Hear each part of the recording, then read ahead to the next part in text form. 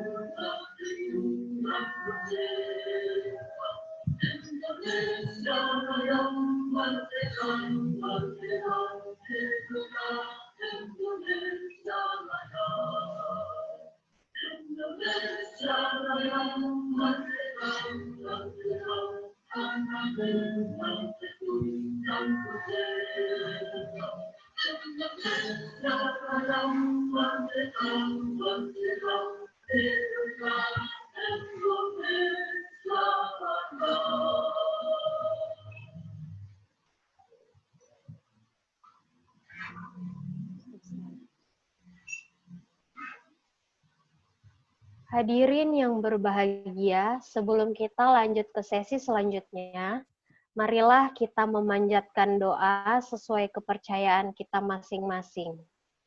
Berdoa dimulai.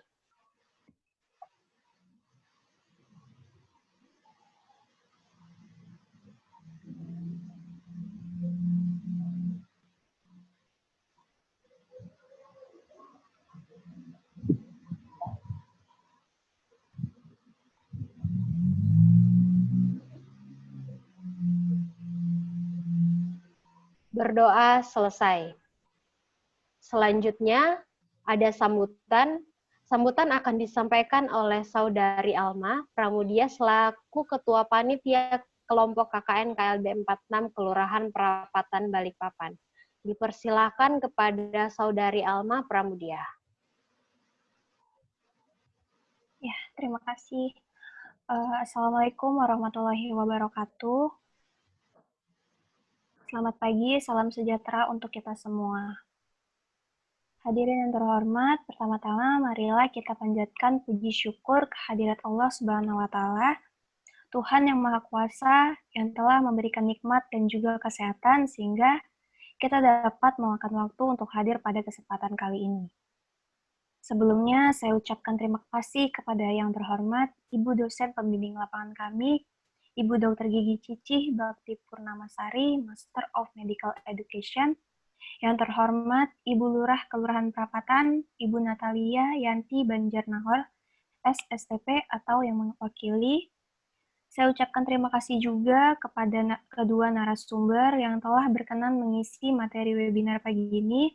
Yang terhormat Ibu Nurul Afiah, SGZ MKes dari dosen gizi Fakultas Kesehatan Masyarakat Unmul, dan yang terhormat Ibu Indah Sulistiorini, SGZ dari nutrisionis Puskesmas Kelurahan Perapatan. Serta saya ucapkan terima kasih juga kepada peserta webinar, yaitu warga Kelurahan Perapatan dan rekan-rekan mahasiswa serta masyarakat yang telah meluangkan waktu di tengah kesibukan hari ini untuk hadir di webinar yang kami selenggarakan. Hadirin yang berbahagia, beberapa waktu belakangan, Indonesia telah berfokus menangani pandemi virus corona atau COVID-19. Dampak yang ditimbulkan COVID-19 sangat terasa pada segala sektor dalam kehidupan kita pada saat ini. Hingga saat ini belum tersedia atau ditemukannya vaksin yang bisa mencegah infeksi virus corona atau COVID-19. Telah kita ketahui pula bahwa anak-anak hingga orang dewasa serta lansia dapat terinfeksi virus corona. Inilah yang menyebabkan Kementerian Kesehatan Indonesia menghimbau agar masyarakat Indonesia senantiasa menjalankan hidup bersih serta selalu menjaga daya tahan tubuh. Nah, salah satu faktor yang mempengaruhi sistem daya tahan tubuh adalah gizi atau nutrisi. Nah, asupan gizi yang tepat akan memperkuat fungsi sistem daya tahan tubuh sehingga tubuh mampu mencegah infeksi virus lebih efektif. Atas dasar itulah kami berinisiatif menyelenggarakan webinar dengan tema pemenuhan gizi bagi anak-anak dan lansia selama pandemi. Diharapkan dengan terselenggaranya acara webinar ini dapat menjadi wadah informatif dan refreshment pengetahuan bagi khususnya masyarakat, kelurahan Perapatan, serta mahasiswa dan masyarakat umum terkait asupan gizi yang diperlukan selama pandemi. Atas terselenggaranya acara webinar ini, kami mengucapkan terima kasih atas segala dukungannya. Demikianlah kiranya sambutan yang perlu saya sampaikan. Atas segala kehilafan dan kurang lebihnya, kami mohon maaf dan selamat mengikuti webinar. Semoga apa yang kita lakukan hari ini dapat bermanfaat. Amin amin ya rabbal alamin. Wassalamualaikum warahmatullahi wabarakatuh. Terima kasih saudari Alma. Selanjutnya dimohon kepada Ibu Dr. Gigi Cici Bakti Purnamasari, Master of Medical Education, selaku dosen pembimbing lapangan kami, sekiranya berkenan untuk memberikan pengarahan sekaligus membuka acara webinar ini. Oke. Terima kasih kesempatannya. Suara saya bisa didengar ya? Oke, ya. Bisa. Oke, terima kasih. Assalamualaikum warahmatullahi wabarakatuh. Salam sejahtera saya ucapkan kepada semua. Yang saya hormati Ibu Lurah, Ibu Natalia Yanti Banjarnahor, SSTP, beserta jajaran rekan-rekan dari Kelurahan Prapatan. Kemudian yang saya hormati narasumber kita pada pagi hari ini, ada Ibu Nurul Afisah, Sarjana Gizi Magister Kesehatan dari Fakultas Kesehatan Masyarakat Universitas Mula Warman. Selamat pagi Bu, salam sejahtera dan salam kenal. Serta ada Ibu Indah Sulistyorini, Sarjana Gizi dari Puskesmas Prapatan. Salam kenal Bu dan salam sejahtera.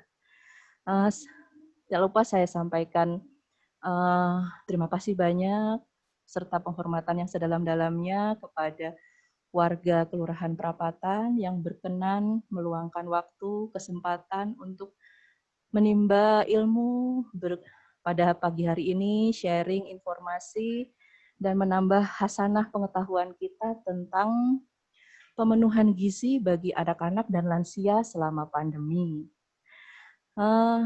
Barangkali tidak banyak yang bisa saya sampaikan pada kesempatan kali ini. Saya berterima kasih kepada anak-anak saya di sini yang menjadi anggota kelompok KKN Kelurahan Prapatan, sudah berkenan mengkonsolidasi sehingga pertemuan walaupun virtual ini pada kesempatan kali ini bisa kita laksanakan bersama. Semoga dengan melalui media, tidak dalam satu ruangan seperti yang sebelumnya kita lakukan, tidak mengurangi makna dalam bersilaturahmi dan dalam berbagi ilmu pada kesempatan kali ini. Barangkali kita bisa mulai mensosialisasikan, membiasakan diri kita dengan hal-hal yang seperti ini, karena mungkin ini merupakan bagian dari sebuah budaya dalam kebiasaan baru. Tentu saja kita berharap apa yang terjadi pada beberapa bulan belakangan ini, yaitu pandemi, bisa segera kita hadapi bersama dengan tetap tegar, tetap sehat, bisa melewatinya untuk suatu saat kita bisa menceritakan kepada generasi penerus kita bahwa hidup ini penuh perjuangan, tapi tidak ada hal yang dapat menghalangi kita untuk melewati setiap tantangan. Nah, tadi sudah disampaikan oleh anak saya, Alma, bahwa mengapa tema ini diangkat, karena memang dalam situasi pandemi ini yang paling penting adalah menjaga imunitas tubuh. Salah satu hal yang dapat mendukung imunitas kita ikut berjuang bersama, bersemangat menghadapi pandemi adalah gizi. Tentu saja saya mengucapkan banyak terima kasih kepada Ibu Nurul dan Ibu Indah yang nanti akan berbagi informasinya, berbagi ilmunya, sehingga apa yang bisa kita lakukan ke depan berbekal dengan ilmu yang ada akan menjadikan tubuh kita kuat, tubuh anak-anak kita sehat, tubuh orang-orang di sekitar kita yang kita sayangi semakin siap dan dalam menghadapi pandemi COVID-19 ini. Nah, saya kira tidak perlu berpanjang lebar. Saya diberikan amanah untuk sekaligus membuka kegiatan pada pagi hari ini secara resmi dan dengan mengucap Bismillahirrohmanirrohim. Semoga hal ini menjadi berkah dan ilmu yang bermanfaat bagi kita semua. Dengan ini secara resmi saya nyatakan webinar ini dibuka. Terima kasih atas perhatian dan kesempatannya. Selamat berbagi ilmu. Mohon maaf atas segala kekurangan dan kekhilafan. Dan saya juga mohon maaf karena tidak bisa mengikuti kegiatan ini sampai habis. Ada agenda lain yang harus saya selesaikan juga. Saya kembalikan kepada pemilik acara, kelompok KKN KLB Perapatan, dan insya Allah perjalanan acara ini akan lancar sampai nanti pada saat penutupan. Terima kasih. Saya akhiri. Wassalamualaikum warahmatullahi wabarakatuh dan salam sejahtera. Waalaikumsalam. Terima kasih banyak Ibu atas arahan yang sudah diberikan kepada kelompok kami. Selanjutnya kita memasuki acara inti. Jadi dipersilakan kepada Saudari Devbi dari kelompok KKN KLB Perapatan sebagai moderator untuk membantu acara webinar pada pagi hari ini. Dipersilakan kepada Saudari Devbi. Terima kasih, Jessi. Assalamualaikum warahmatullahi wabarakatuh. Selamat pagi dan salam sejahtera untuk kita semua. Yang saya hormati para peserta webinar, narasumber, dan hadirin yang berbahagia. Perkenalkan, saya Devi Nur Aprianti, selaku moderator pada acara webinar pada pagi hari ini. Saya ucapkan terima kasih atas kehadiran dan waktunya untuk bergabung dalam webinar ini. Dan juga saya sangat berterima kasih kepada para narasumber yang mau menyempatkan memaparkan materi mengenai pemenuhan gizi bagi anak-anak dan lansia selama pandemi. Seperti yang kita tahu, dalam masa pandemi dan new normal seperti sekarang ini, pemenuhan gizi dan nutrisi merupakan salah satu cara untuk menjaga daya tahan tubuh kita. Tentu, pemenuhan gizi untuk anak-anak dan lansia itu berbeda. Maka dari itu, webinar ini akan berbicara mengenai dua topik pembahasan, yaitu pertama, pemenuhan gizi untuk anak-anak, dan yang kedua, pemenuhan gizi bagi lansia. Saya selaku moderator terlebih dahulu akan menjelaskan ketentuan sesi diskusi ini. Terdapat dua sesi, yaitu sesi pertama pemaparan materi oleh narasumber, masing-masing kurang lebih 20 menit. Selanjutnya, untuk sesi kedua, akan kita lanjutkan dengan sesi tanya-jawab. Dan pada sesi tanya-jawab, kita akan, bagi yang bertanya, 2 orang pertanya akan mendapatkan hadiah menarik dari kami. Maka dari itu, untuk para peserta, mohon diperhatikan baik-baik dan siap untuk bertanya kepada narasumber kami. Selanjutnya, untuk mempersingkat waktu, saya akan membacakan sedikit mengenai narasumber pertama kami. Ada co-host, mohon CV ibunya.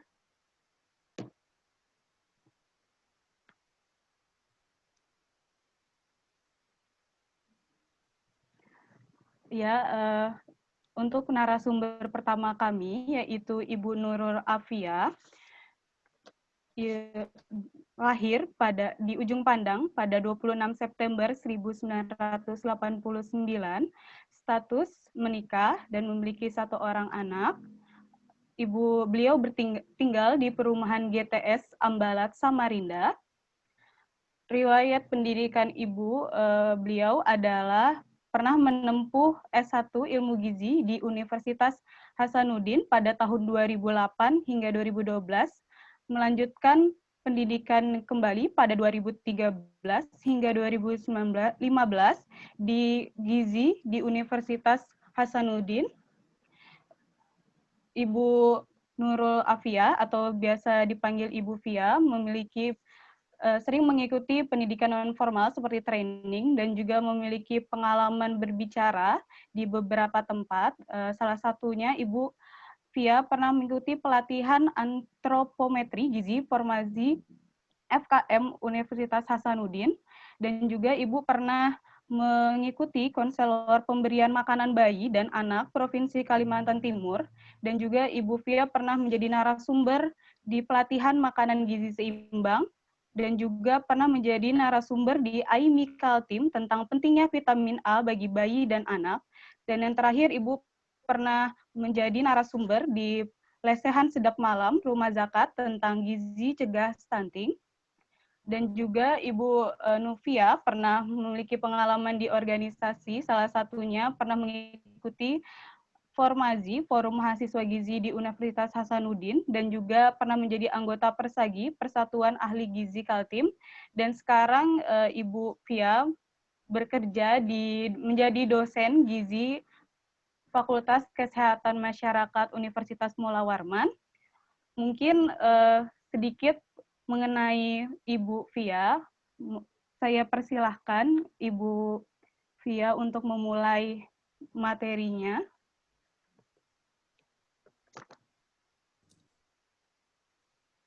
Baik, ini materinya akan di-share oleh co-host atau dari saya? Akan saya share, Bu. Baik, Co-host. silakan. Baik, sebelumnya, Assalamualaikum warahmatullahi wabarakatuh. Selamat pagi,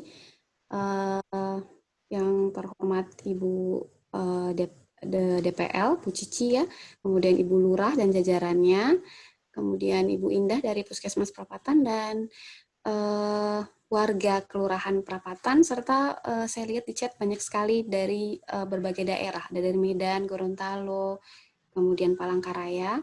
Selamat pagi semua, semoga kita semua dalam keadaan sehat hari ini. Baik, saya dipercaya oleh adik-adik KKN KLB 46 untuk membawakan materi tentang pemenuhan gizi bagi anak-anak. Next. Hari ini kita akan membahas, pertama kita akan membahas bagaimana sistem imun pada anak dan pentingnya meningkatkan imunitas pada anak, terutama pada saat sekarang ya, pandemi COVID-19. Kemudian bagaimana indikator masalah gizi, bagaimana anak kita tergolong mengalami masalah gizi, kemudian bagaimana makanan sehat dan bergizi seimbang untuk memenuhi kebutuhan anak-anak kita pada masa pandemi. Next. Oke, sistem imun pada anak itu dimulai dari dalam kandungan. Jadi pada saat ibu kita hamil, anak dalam kandungan tersebut di dalam sistem di dalam sistem tubuh ibu itu sudah menanamkan sistem imun. Nah, itu yang kita sebut dengan imunitas bawaan atau innate. Kemudian ada dua sistem imun, imunitas bawaan dan adaptif. Yang imunitas yang nanti pada saat ketika kita lahir baru ada. Nah, di dalam kandungan itu sudah ada namanya imunitas bawaan. Ketika bayi lahir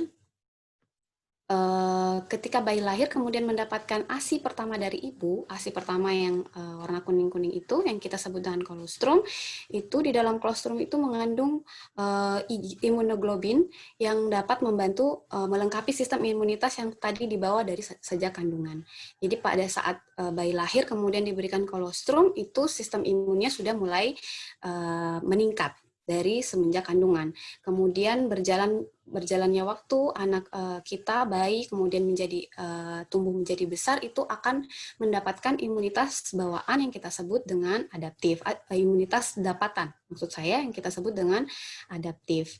Nah, imunitas dapatan ini dibentuk dari ketika bayi atau anak kita terserang virus maupun bakteri, nanti di dalam tubuh secara alami akan membentuk sistem yang akan melawan bakteri dan virus tersebut. Itulah yang kita sebut dengan imunitas dapatan. Next.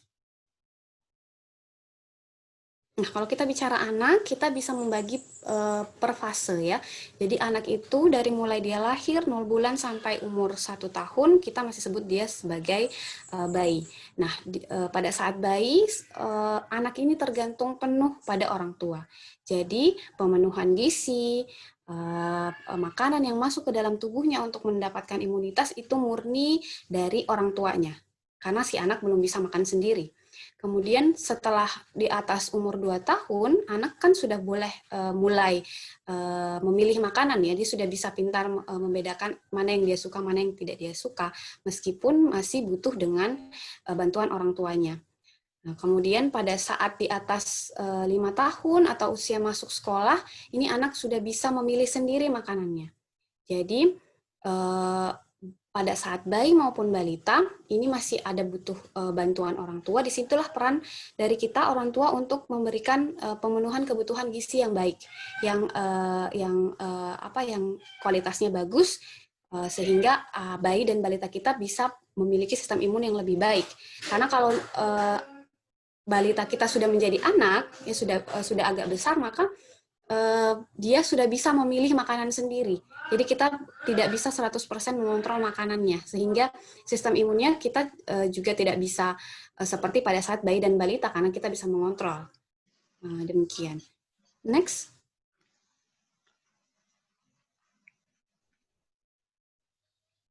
Oke, apa saja sih yang bikin sistem imun si kecil itu bisa lemah?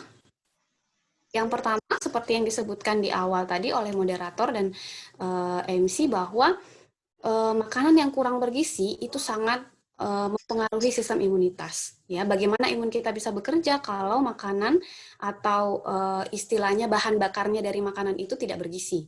Kemudian aktivitas fisik yang kurang. Nah, ini karena kita di rumah saja ya, ini kita pasti banyak melihat anak-anak kita lebih banyak dengan gadget.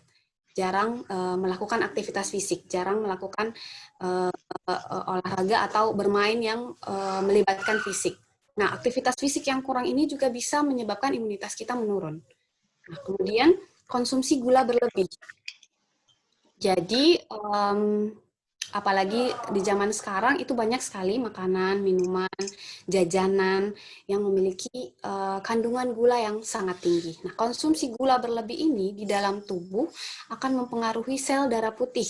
Sel darah putih itu nanti yang akan membentuk sistem imun ya. Jadi kalau gula berlebih di dalam tubuh, sel darah putih kita kinerjanya akan kurang, sehingga imunitas juga terganggu. Itu makanya kita perlu menjaga konsumsi gula. Nah, batasan konsumsi gula untuk anak itu oleh Kemenkes 30 gram atau setara dengan 3 sendok makan dalam 1 hari. Jadi perlu dicatat ya, gula batas dalam sehari untuk anak itu 3 sendok makan atau sekitar 30 gram. Kalau orang dewasa 50 gram, 5 sendok makan ya gula dalam sehari.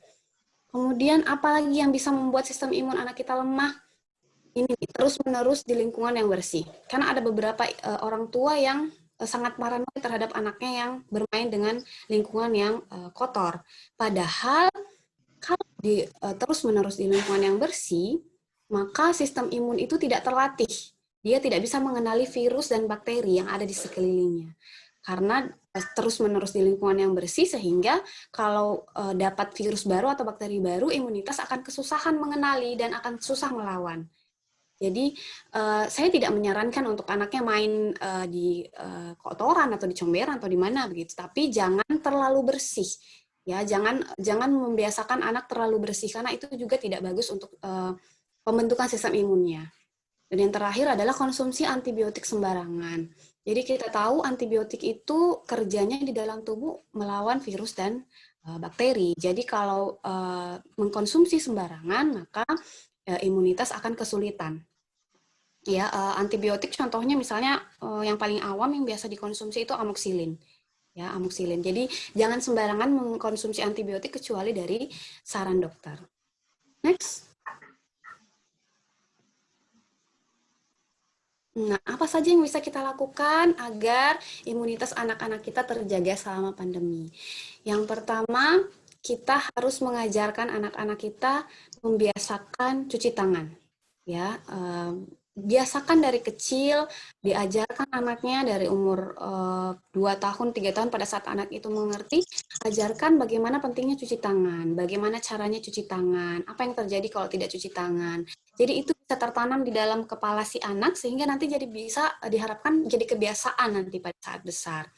Kemudian ini jangan lupa imunisasi lengkap. Di sini ada orang puskesmas, nanti saya tidak tahu bagaimana mekanisme di perapatan ya, imunisasinya apakah langsung ke puskesmas atau bagaimana, tapi jangan ketinggalan imunisasi. Karena imunisasi ini juga penting untuk menjaga imunitas si anak. Kemudian bagi anak-anak yang di umur di bawah 2 tahun, apalagi masih bayi, jangan putus asa. Berikan terus ASI karena ASI adalah sumber makanan terbaik untuk anak yang di dalamnya mengandung imunitas alami. Jadi kita nggak perlu kasih suplemen, kasih obat macam-macam supaya anak itu ada imunitasnya, cukup beri ASI aja bagi anak-anak di bawah usia 2 tahun. Kemudian berjemur, rajin-rajin berjemur. Ini ada beberapa pendapat ya berjemur, ada yang di bawah, ada yang mengatakan di bawah jam 10, ada juga yang mengatakan di atas jam 10. Sebenarnya semuanya bagus, semuanya bisa dipakai, tapi khusus bagi anak-anak, kita menyarankannya berjemur itu di bawah jam 9, 9, 8, itu supaya anak mendapatkan matahari yang lebih tidak terik ya. Karena kalau di atas jam 10 itu berpotensi membakar kulit si anak. Jadi berjemur minimal 10 menit setiap hari itu sudah bisa meningkatkan imunitas. Kemudian berolahraga, tidak harus berolahraga yang seperti senam, kemudian olahraga SKJ atau yang resmi seperti itu, cukup beraktivitas fisik. Jadi melibatkan aktivitas fisik supaya berkeringat gitu. Jangan di rumah main handphone, main gadget setiap waktu sampai sore itu sangat amat tidak dianjurkan. Jadi usahakan dalam sehari ada aktivitas fisik yang melibatkan fisik sehingga berkeringat. Kemudian ini rutin makan sayur dan buah. Jadi nanti kita akan bahas lebih lanjut di slide berikutnya bagaimana sayur dan buah kemudian makanan yang bergizi itu untuk anak. Kemudian tidur cukup. Nah, anak itu minimal dalam sehari tidurnya 10 sampai 13 jam. Ya, beda lagi kalau bayi sama balita kan memang lebih panjang masa tidurnya ya. Kalau sudah mulai main itu 10 sampai 13 jam dalam sehari itu tidur yang cukup. Kemudian jangan sembarangan antibiotik. Kemudian bagi anak-anak nih yang masih banyak mainan, terus masih sering memasukkan mainan ke dalam mulutnya, apalagi bayi di bawah 1 tahun itu masih sering seperti itu, maka ibu wajib membersihkan mainannya minimal 3 hari sekali. Karena kita nggak tahu ya, mainan-mainan ini bisa terpapar bakteri atau virus yang kita tidak tahu. Kemudian makan makanan bergizi. Makanan bergizinya seperti apa nanti kita bahas di slide berikutnya. Nah, mengenal masalah gizi. Jadi kalau kita nih bisa tahu anak kita mengalami masalah gizi itu seperti apa. Nah, ini berikut ada gambaran secara visual macam-macam masalah gizi. Jadi ini kita ambil contoh aja anak usia, misalnya anak usia 7 tahun. Ya, berat badannya dan tinggi badannya normal. Kalau dia berat badannya kurang daripada tingginya, itu kita sebut dia dengan kurus.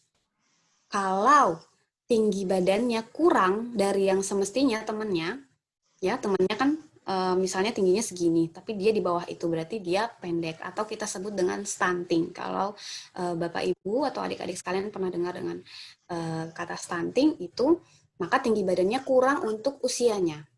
Kemudian kalau kita sebut dia gizi kurang, kalau panjang badannya maupun berat badannya tidak sesuai dengan usianya. Nah, gizi kurang ini kalau kita biarkan terus-menerus akan menjadi gizi buruk nantinya.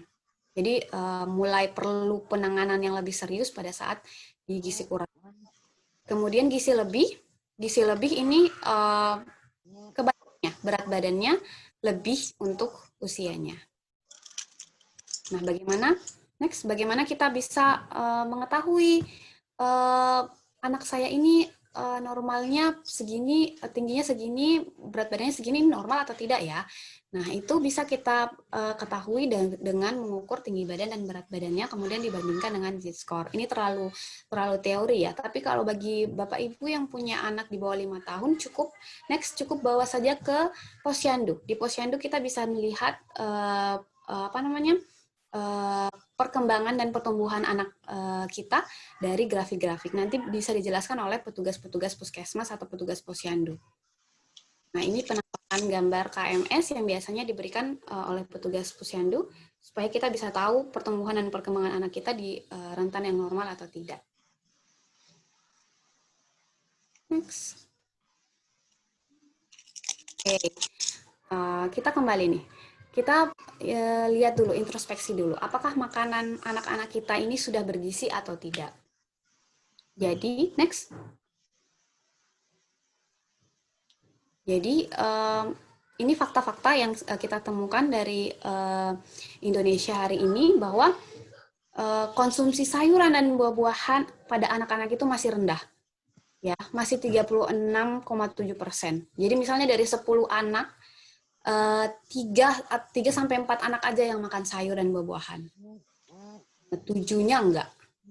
Kemudian konsumsi makanan yang kadar gulanya tinggi, garam tinggi, lemak tinggi, itu tinggi entah di kota maupun di desa. Jadi baik di perkotaan maupun di pedesaan itu sudah terpapar dengan makanan-makanan yang istilahnya junk food ya, tinggi gula, tinggi garam, dan tinggi lemak. Dan itu which is itu tidak bagus untuk kesehatan si anak.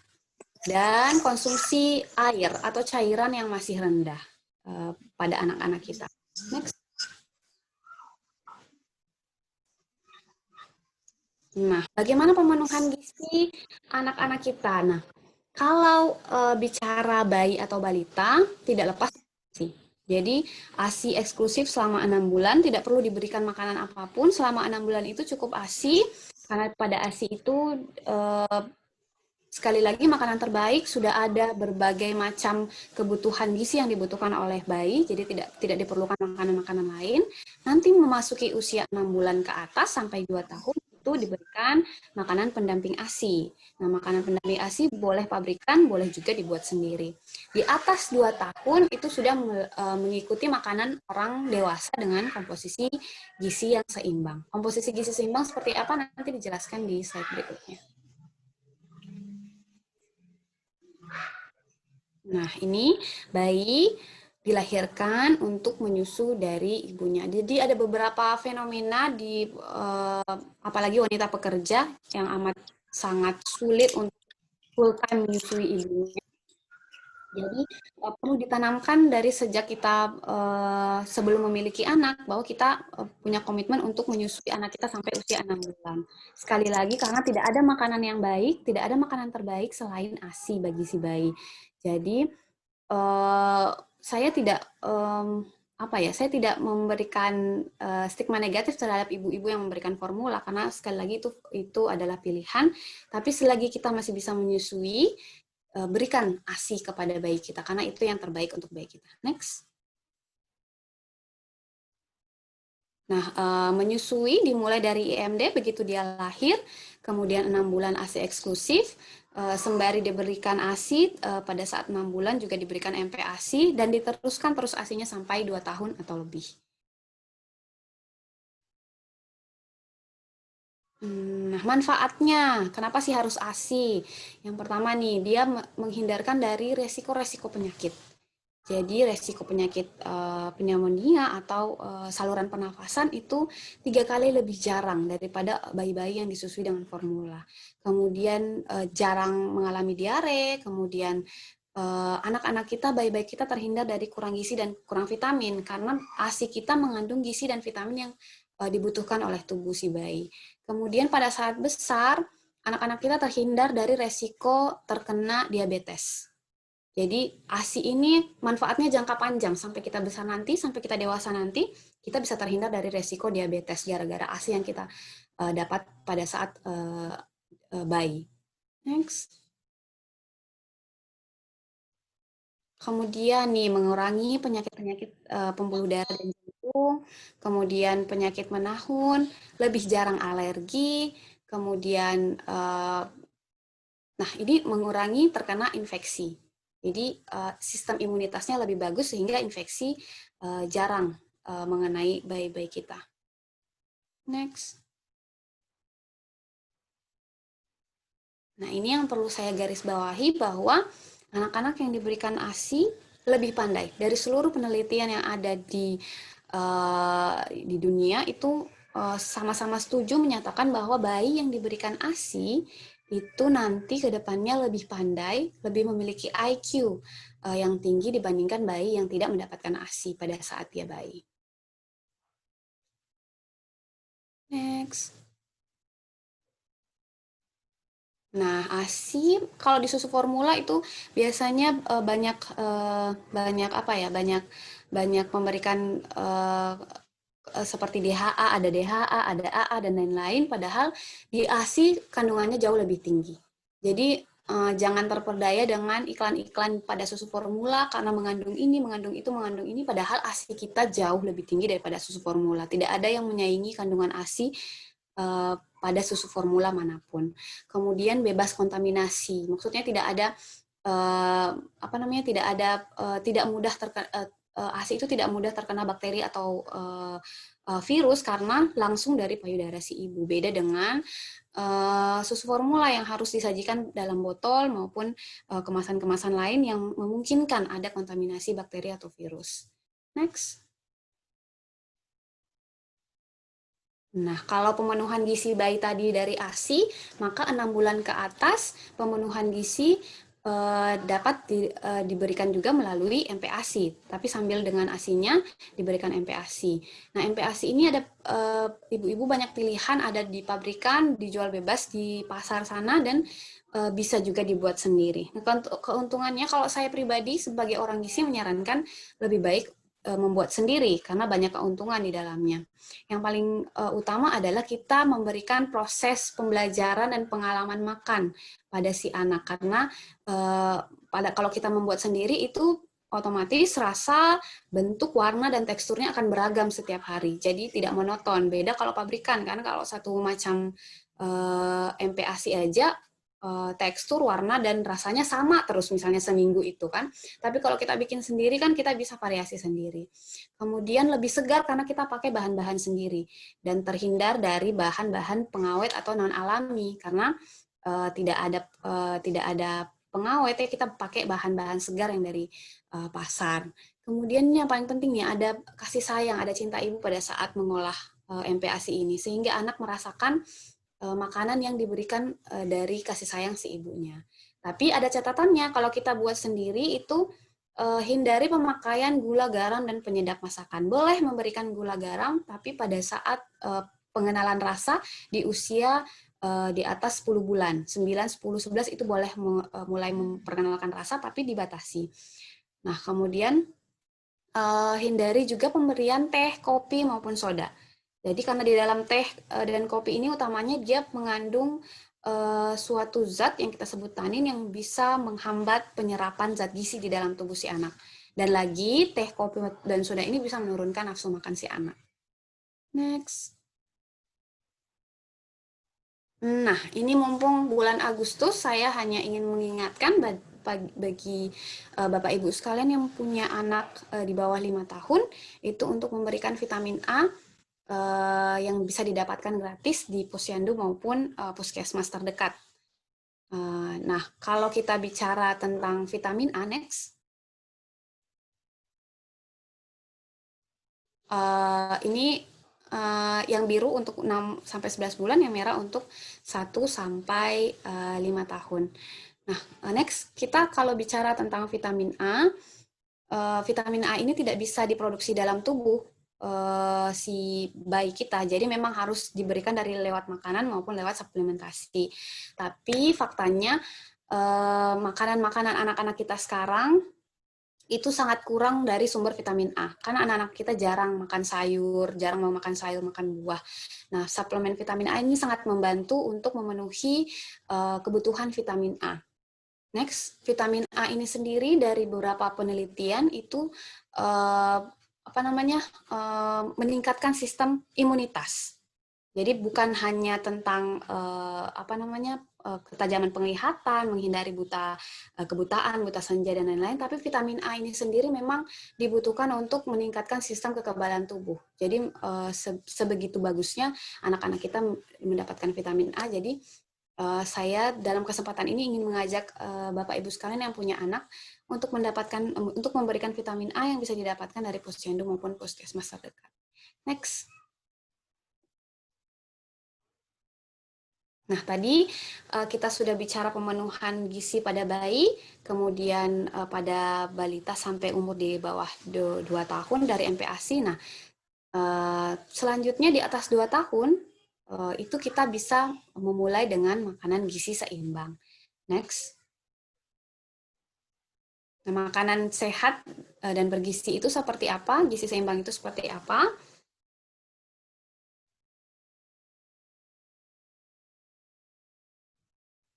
Nah, dulu sekali mungkin pernah mendengar tentang 4 sehat 5 sempurna. Ini 4 sehat 5 sempurna tidak digunakan lagi. Sekarang kita ganti dengan gizi seimbang dalam bentuk tumpeng.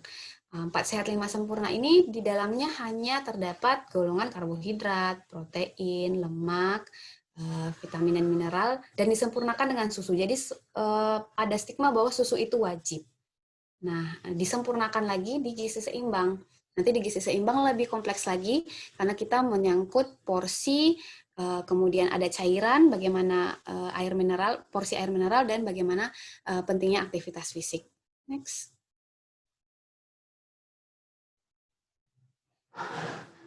Nah, ini adalah tumpeng gizi seimbang. Sorry, sebelumnya dulu. Ini lebih lengkap ya. Jadi boleh dilihat pada bagian bawah itu porsi karbohidrat atau porsi makanan utama, makanan pokok, entah itu nasi, jagung, atau ketela, umbi-umbian, itu 3-4 porsi. Lebih besar porsinya. Kemudian sayur dan buah itu di atas porsi sedikit lebih daripada porsi makanan pokok, kemudian lauk, dan di atasnya pada tumpengnya itu ada gula, garam, dan minyak yang dibatasi. Kemudian di sekelilingnya ada aktivitas fisik dan kebiasaan mencuci tangan, PHBS. Kemudian ada pemenuhan air putih sebanyak 8 gelas dalam sehari. Kalau disederhanakan, kalau disederhanakan ke dalam satu piring, bentuknya seperti ini. Jadi makanan pokok harus sama banyaknya dengan sayuran, lauk pauk sama banyaknya dengan buah-buahan. Jadi seperti ini makanan yang bergizi seimbang. Kalau setiap hari kita menerapkan makanan dengan isi piringku seperti ini, maka bukan hanya sistem imun tubuh yang baik, tetapi metabolisme tubuh dan lain-lain sebagainya dalam tubuh kita itu lebih baik daripada kita makan makanan yang tidak seimbang. Oke, next. Ya, ini visualnya ya, seperti ini. Next. Nah, ini saya memberikan sedikit informasi bagaimana mengolah makanan yang sehat dan bergizi. Next. Nah, dimulai dari makanan pokok dulu, karena kita makannya beras ya, banyak nasi. Cuci beras lebih dari 2 kali itu bisa melarutkan kadar vitamin B1, B2, dan niacin yang dibutuhkan tubuh kita. Jadi jangan terlalu sering mencuci atau terlalu banyak mencuci berasnya, karena vitamin B1, B2, dan niacin tidak akan kita dapatkan kalau terlalu banyak mencuci beras. Kemudian kalau kita masak dengan rice cooker, usahakan dalam 1 hari itu bisa habis. Jangan masak rice cooker kemudian dimakan sampai 2-3 hari, karena nilai gizinya, utamanya protein, zat besi, dan zat pati, itu berkurang drastis selama terus mengalami pemanasan dalam rice cooker. Karena di rice cooker itu kan panas ya, zat-zat gizi yang tidak tahan terhadap panas seperti protein, zat besi, dan zat pati itu akan berkurang signifikan dan sampai di atas 24 jam. Jadi kalau masak rice cooker, sekali masak langsung dihabiskan dalam hari itu. Jangan terus-menerus sampai 2-3 hari. Next. Kemudian ini tipsnya dalam memilih ikan yang segar. Nah, kalau misalnya ikan nila ya, karena kita banyak makan ikan nila, apalagi di Samarinda tuh ikan-ikan sungai, kalau di akuarium yang masih hidup, pilihnya jangan yang ngambang-ngambang di atas. Pilihnya yang di bawah-bawah. Soalnya yang di atas itu kadar oksigennya, air yang dipakai dalam akuarium itu kadar oksigennya sudah rendah, makanya si ikan itu naik ke atas untuk dapat oksigen. Kalau yang di bawah itu berarti airnya masih bagus. Jadi ikannya lebih segar jatuhnya. Kalau ikan laut, perhatikan insangnya. Kalau insang yang segar itu warnanya merah cerah ya. Kalau sudah tidak segar kecoklatan. Itu kelihatan sekali kalau kita memilih ikan. Kemudian kalau kita menekan daging ikannya, kalau dia tidak kembali dagingnya, artinya kalau kita menekan tapi tetap seperti itu, berarti ikannya tidak segar. Kalau dia kenyal ya, artinya dia pada saat kita tekan kemudian dagingnya kembali, itu berarti masih segar. Dan di mata, kelihatan banget di mata itu. Kalau matanya masih segar, itu kelihatan lebih jernih matanya ya, tidak merah dan tidak merah dan tidak seperti pada gambar ya. Jadi kalau ikan yang segar itu matanya lebih jernih. Next. Nah, memilih ayam atau daging, kalau ayam dia punya warna putih keabuan dan cerah, dan dia punya aroma khas. Kalau daging, merah dan segar, tidak kotor, tidak pucat, dan dia kenyal, ada aroma khas, dan sekali lagi tidak berair. Jadi kalau ada daging yang kandungan airnya tinggi, itu hati-hati, karena kandungan air tinggi pada daging yang mentah itu bisa media pertumbuhan bakteri yang baik. Jadi bisa mengundang banyak bakteri masuk ke dalam situ. Next.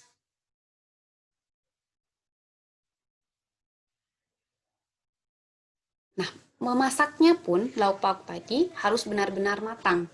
Utamanya daging ya, karena kita tidak tahu di dalamnya ada parasit atau ada kuman berbahaya, sehingga suhu yang digunakan itu betul-betul di atas 70 sampai 100 derajat ya. Tapi suhu yang terlalu tinggi juga bisa akan mengurangi kadar protein. Jadi harus dijaga suhunya. Kemudian pengolahan yang paling baik itu adalah direbus atau dipanggang, sehingga mengurangi penggunaan minyak. Nah, jadi kalau mengolah lauk pauk lebih bagus sih direbus atau dipanggang. Next. Nah, sayuran tips-tipsnya adalah kalau beli sayur sebaiknya penyimpanannya di kulkas di suhu dingin, tapi terlebih dahulu cuci dulu sebelum dimasukkan ke dalam kulkas. Kemudian pengolahannya 5-10 menit saja. Jadi pada saat dimasak tuh jangan terlalu lama, karena akan melarutkan vitamin-vitamin. Kan sayur dan buah itu kaya akan vitamin. Nah, vitamin ini banyak yang larut dalam air. Jadi pada saat kita olah, kita masak dengan air, itu akan banyak larut dalam airnya. Kalau direbus, itu usahakan airnya mendidih dulu baru masukkan sayurnya. Jangan dengan sayur-sayurnya menunggu jangan dengan sayur-sayurnya kita merebus itu, karena sekali lagi akan melarutkan vitaminnya. Nah, warna sayur setelah pengolahan seharusnya masih cerah. Jangan sampai nunggu sampai benar-benar berubah warna baru diangkat. Kemudian metode terbaik dalam mengolah sayur lagi-lagi itu direbus. Next.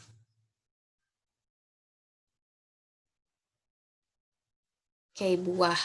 Buah sebelum konsumsi cuci bersih dulu di bawah air mengalir.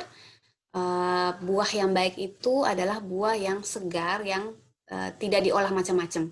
Jangan dibikin salad buah kemudian ditambahkan mayones, susu kental manis dan lain-lain. Itu bukan buahnya yang dominan, nanti jatuhnya gula berlebih dan lemak-lemak. Jadi kalau makan buah itu benar-benar fresh dari buahnya langsung, jangan diolah macam-macam. Apalagi buah kaleng itu sudah ada macam-macam pengawet di dalamnya. Next.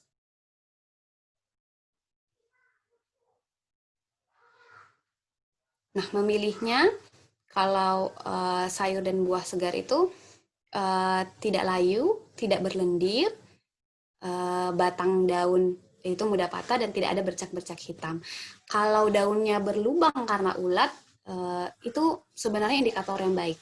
Berarti sayurannya tidak pakai pestisida yang tinggi, karena ulat tidak mungkin tidak mungkin makan atau hidup di dalam daun-daun yang ada zat kimia yang tinggi. Kalau di buah warnanya masih cerah, kulitnya masih bagus, ada aroma-aroma yang khas dari buah ya, masih segar dan teksturnya masih utuh. Next. Nah, susu bagi anak-anak kita yang mengkonsumsi susu atau jus-jus buah, itu jangan didiamkan pada suhu kamar selama lebih dari 2 jam. Karena itu bisa jadi media pertumbuhan mikroba dan bakteri. Jadi kalau misalnya, apalagi susu UHT ya, susu yang dengan kemasan kotak yang UHT itu, begitu dibuka, lebih baik langsung dihabiskan sebelum maksimal lah sejam 2 jam, karena kalau dibiarkan itu media yang sangat baik untuk pertumbuhan mikroba dan bakteri. Next. Nah, kalau kita beli yang kemasan, perhatikan label gizinya dan masa kadaluarsanya.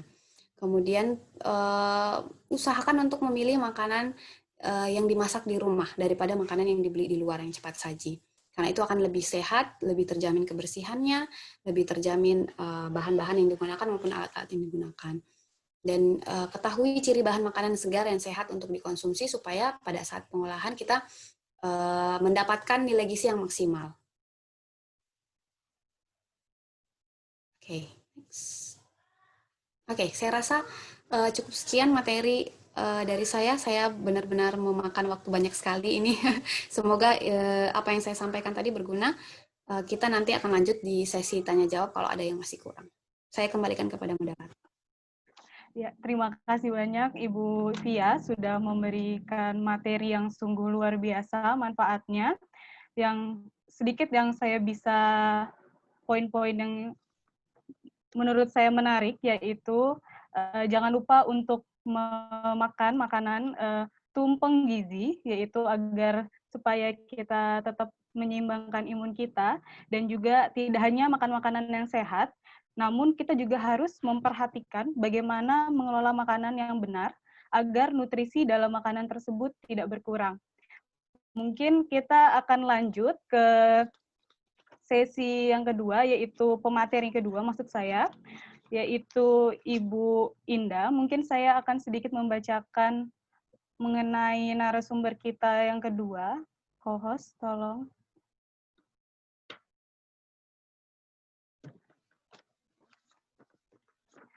Iya, ini adalah beliau adalah Ibu Indah Sulistiorini, SGZ, yaitu bekerja di Puskesmas Perapatan.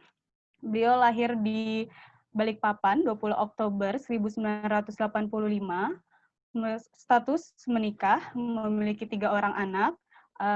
Beliau tinggal di Jalan Telaga Mas, Sepinggan. Beliau meneruskan pendidikan di Politeknik Kesehatan Malang, jurusan Gizi pada tahun 2003 hingga 2006, dan melanjutkan lagi di Universitas Brawijaya Malang, jurusan Gizi Kesehatan pada tahun 2006 hingga 2008. Dan beliau mendapatkan prestasi yang pernah beliau peroleh pada tahun 2017, yaitu sebagai tenaga kesehatan teladan di Puskesmas kategori nutrisionis tingkat nasional, dan beberapa pengalaman dan organisasi yang beliau pernah lakukan, yaitu pernah bekerja di PT Prasmanindo Boga Utama pada tahun 2008 hingga 2009, selanjutnya bekerja di Puskesmas Perapatan pada tahun 2019 hingga sekarang. Selanjutnya beliau juga menjadi konselor ASI Balikpapan pada tahun 2013 hingga sekarang, dan juga menjadi pengurus di PC Persagi Kota Balikpapan dari tahun 2017 hingga tahun 2022. Mungkin itu sedikit mengenai Ibu Indah. Saya persilahkan Ibu Indah untuk memaparkan materinya mengenai gizi untuk lansia. Ya, terima kasih. Suara saya terdengar tidak ya, Mbak? Terdengar, Ibu. Terdengar. Oh, terdengar. Oh Ya. Terima kasih untuk waktunya. Assalamualaikum warahmatullahi wabarakatuh. Ya, mohon izin saya memakai masker ya, karena saya lagi di kantor. Yang saya hormati Ketua, tadi Ibu siapa ya? Saya tadi agak telat maksudnya.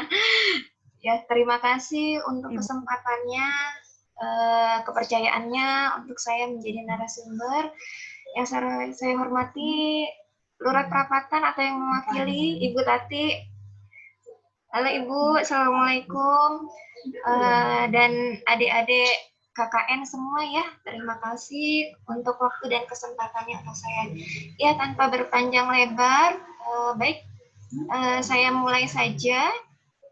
Minta tolong slide-nya.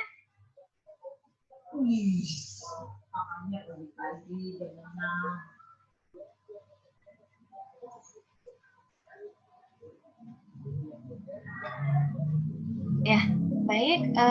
Kesempatan ini saya diberi amanah untuk menyampaikan tentang pemenuhan gizi bagi lansia selama pandemi. Ya, slide. Ya, yang kita ketahui bahwa lansia atau lanjut usia menurut WHO itu meliputi usia pertengahan atau kelompok usia 45 tahun sampai 59 tahun kategorinya. Kemudian ada yang disebut lansia yaitu usia 60 sampai 74 tahun. Untuk lansia tua digolongkan antara 75 tahun sampai 90 tahun. Dan usia sangat tua yaitu di atas 90 tahun. Baik, slide. Ya, seperti yang kita tahu, kalau tadi ya, yang balita itu secara fisik mengalami pertumbuhan. Ini yang lansia berbeda ya, kebalikannya. Prosesnya, proses menuanya bisa terlihat sekali secara fisiknya.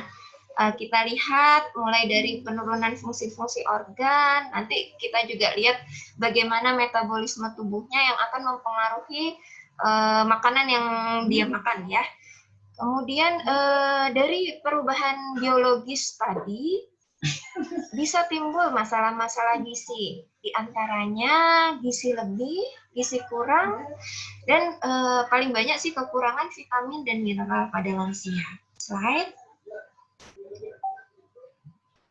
Slide, Mbak. Oke, makasih. Ya, gizi lebih sendiri pada lansia umumnya disebabkan karena aktivitasnya yang kurang. Kemudian kebiasaan makannya. Biasanya ini berpengaruh dari ketika dia muda. Kalau biasanya dari mudanya memang suka makanan yang tinggi kalori, biasanya tinggi karbohidrat ya terutama. Nah, itu biasanya bisa berlanjut hingga lanjut usia. Nah, padahal kita tahu bahwa ketika lansia itu mengalami gizi lebih, maka banyak penyakit-penyakit seperti penyakit degeneratif terutama ya bisa menyerang para lansia. Nah, kalau gizi lebih kita bisa ukur dari mana sih? Yang paling gampang biasanya dari lingkar perut. Ya, jadi kalau misalnya di sini punya kakek neneknya ya di rumah, punya meteran baju, boleh diukur lingkar perutnya. Kalau laki-laki itu diusahakan tidak boleh lebih dari 90 cm. Kalau perempuan tidak boleh lebih dari 80 cm. Ya, itu yang paling gampang. Nanti kalau buat detailnya, bagaimana sih status gizinya bisa terpantau. Nah, kalau sekarang kan ada pos lansia ya. Kalau di setiap RT itu mulai ada pos lansia. Nah, bisa dipantau kesehatannya lewat situ. Slide next, ya.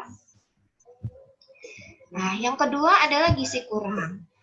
Gizi kurang seringkali paling banyak disebabkan karena kondisi sosial ekonomi. Ya, biasanya itu yang satu-satunya yang paling menjadi masalah terbesar pada lansia. Nah, kemudian apabila asupan zat gizinya, terutama energi dan proteinnya kurang, ya menyebabkan berat badannya kurang dari normal atau kurus ya. Biasanya kita lihat lansianya jadinya kurus seperti itu.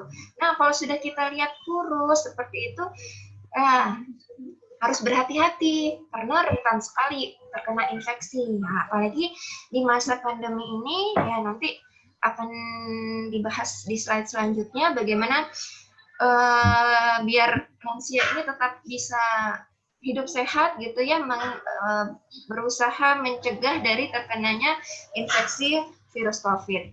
Oke, slide Mbak.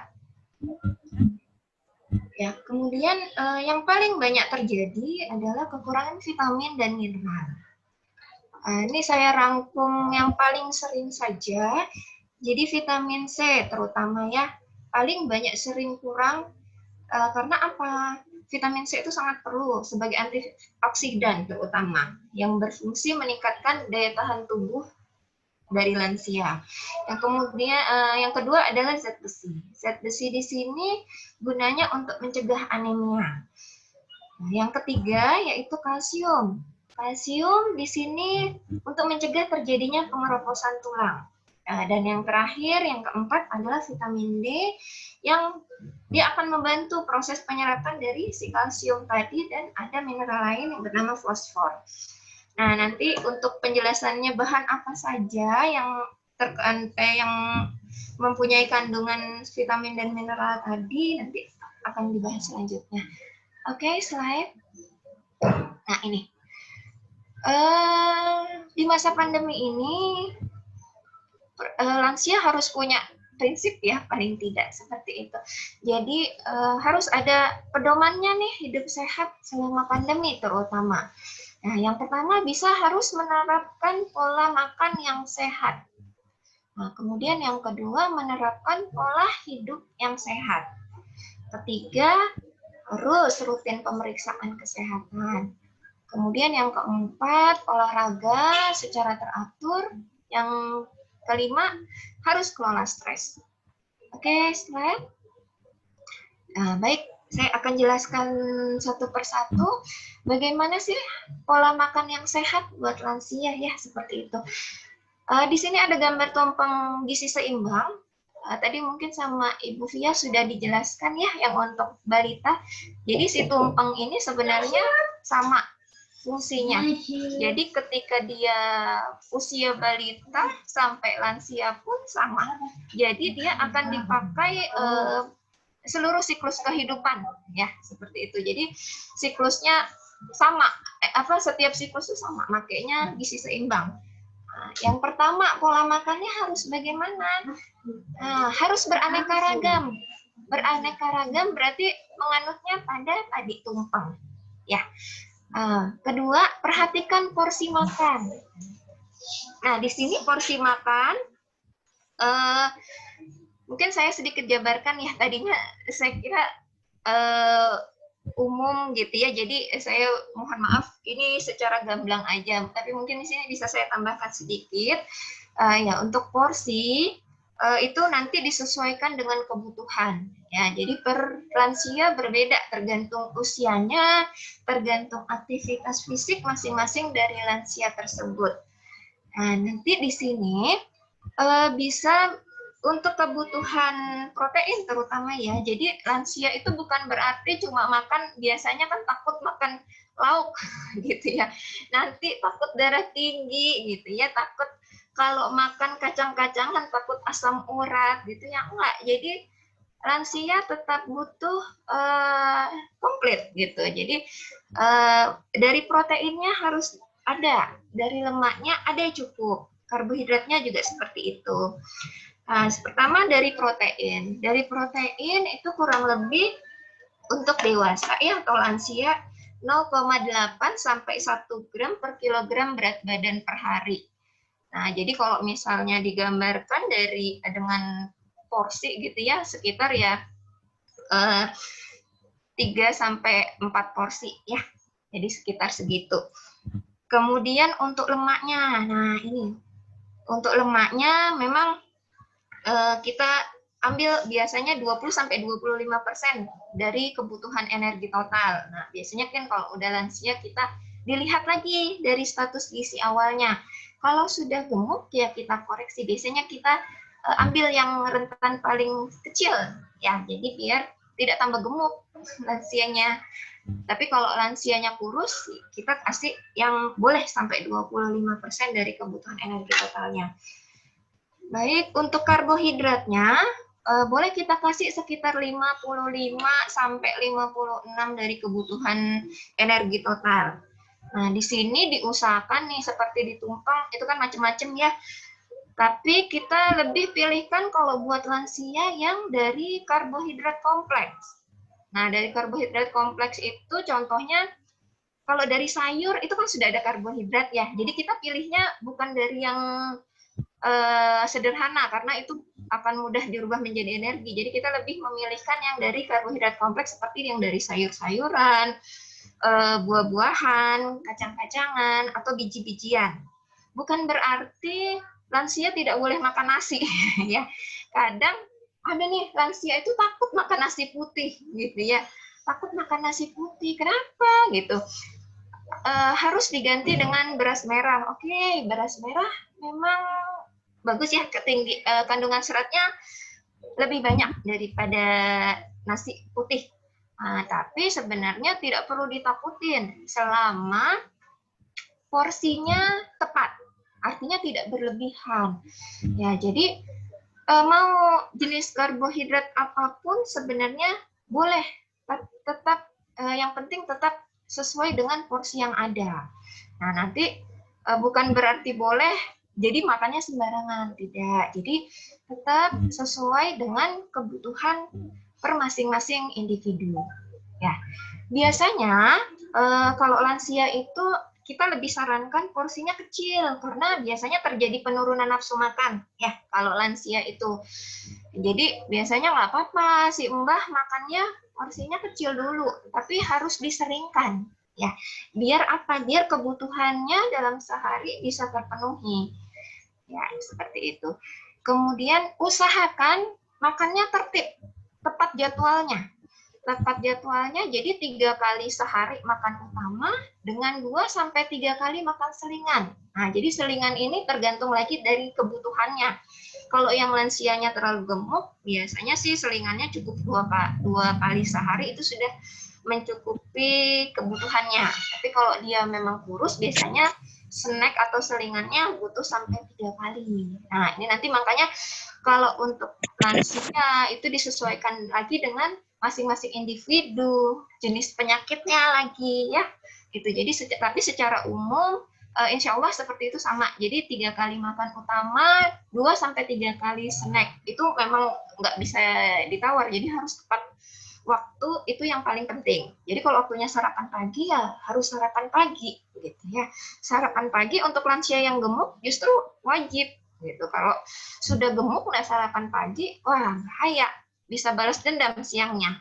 Jadi sarapan pagi, kalau gemuk sarapan pagi ya kudu wajib gitu.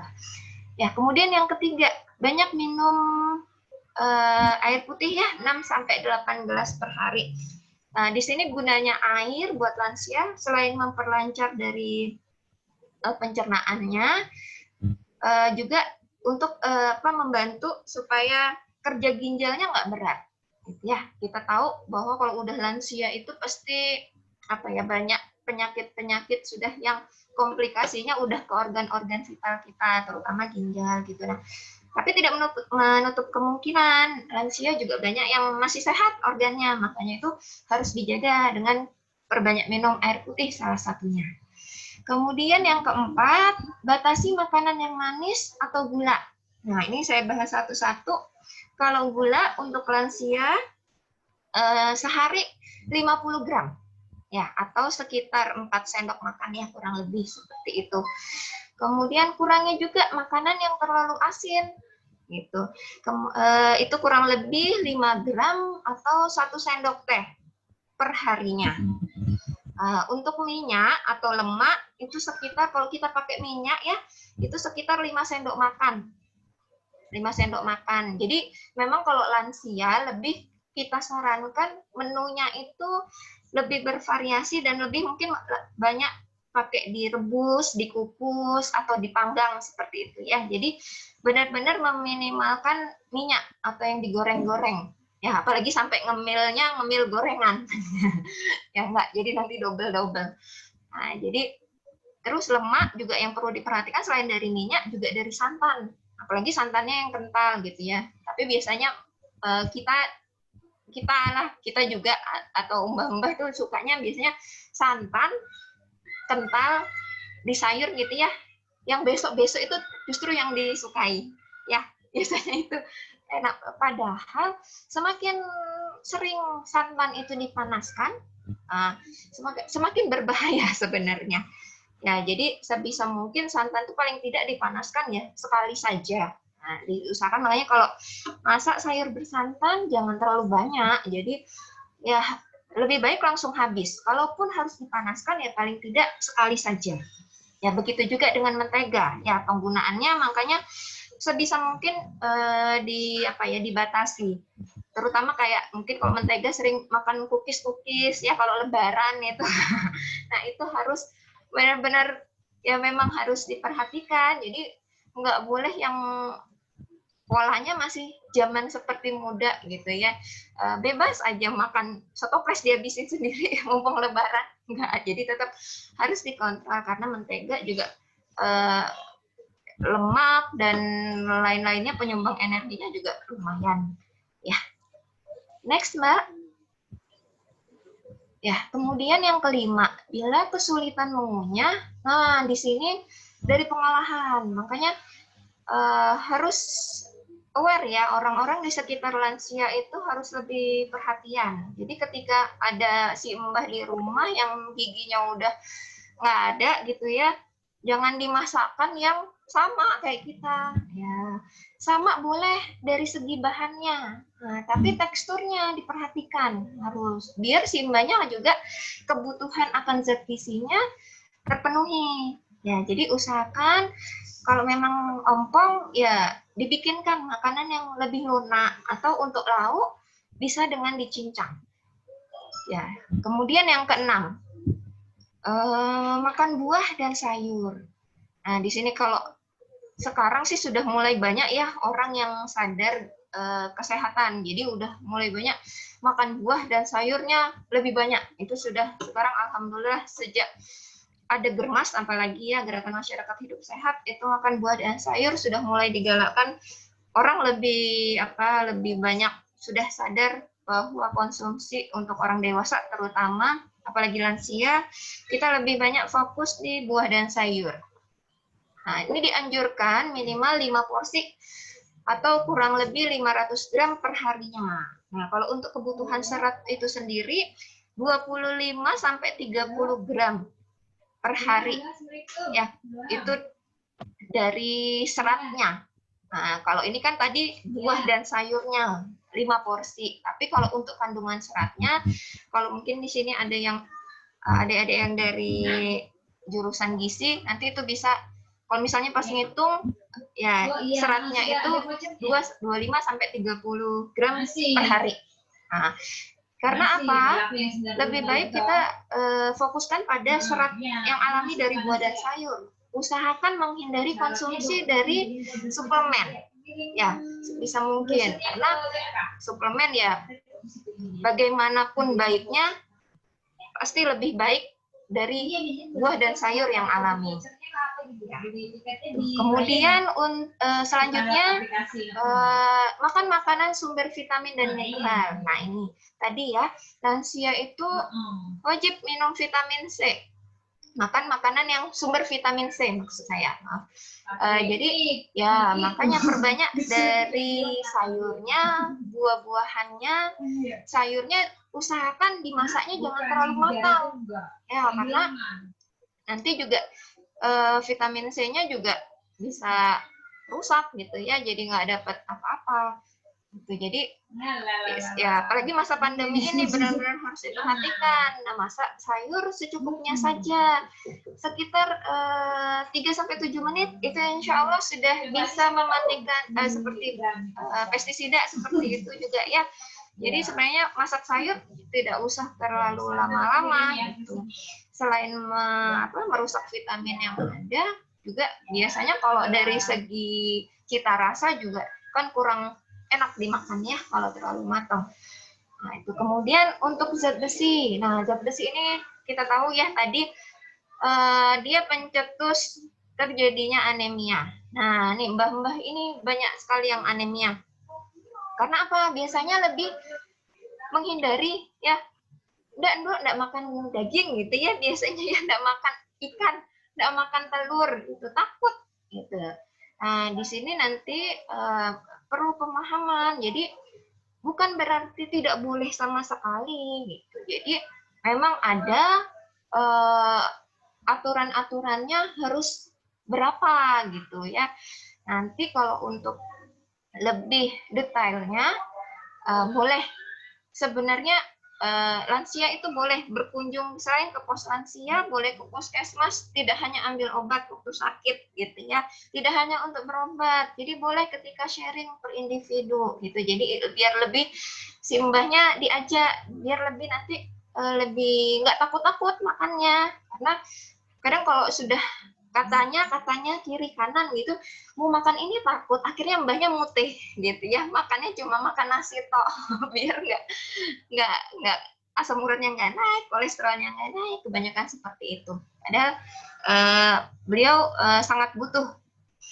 Kemudian yang ketiga kalsium. Nah, ini kalsium, jadi tidak hanya bisa didapatkan dari susu ya. Memang kandungan kalsium pada susu lumayan tinggi, tapi sebenarnya bisa kita cari alternatif lain seperti dari ikan-ikan laut, terutama ikan-ikan yang kecil ya, yang dimakan dengan durinya. Nah, itu juga sangat-sangat baik.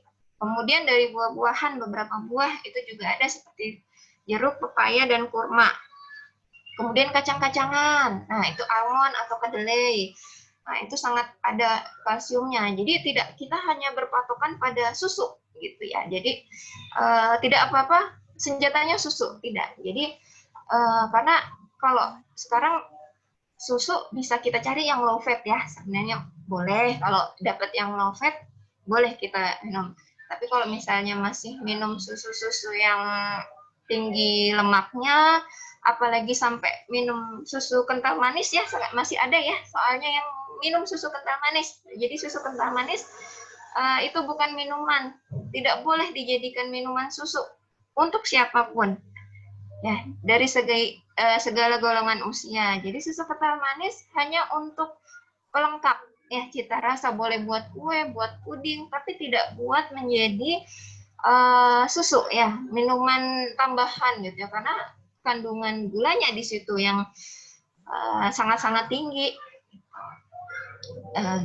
Kemudian untuk jadi kalsium ya, kita tahu untuk pengeroposan tulang, mencegahnya dengan harus cukup kalsium.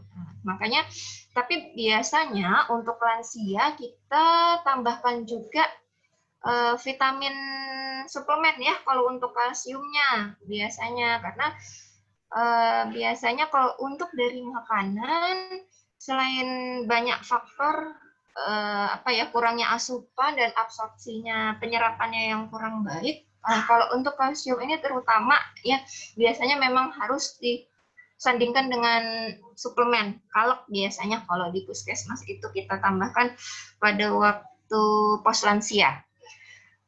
Kemudian vitamin D.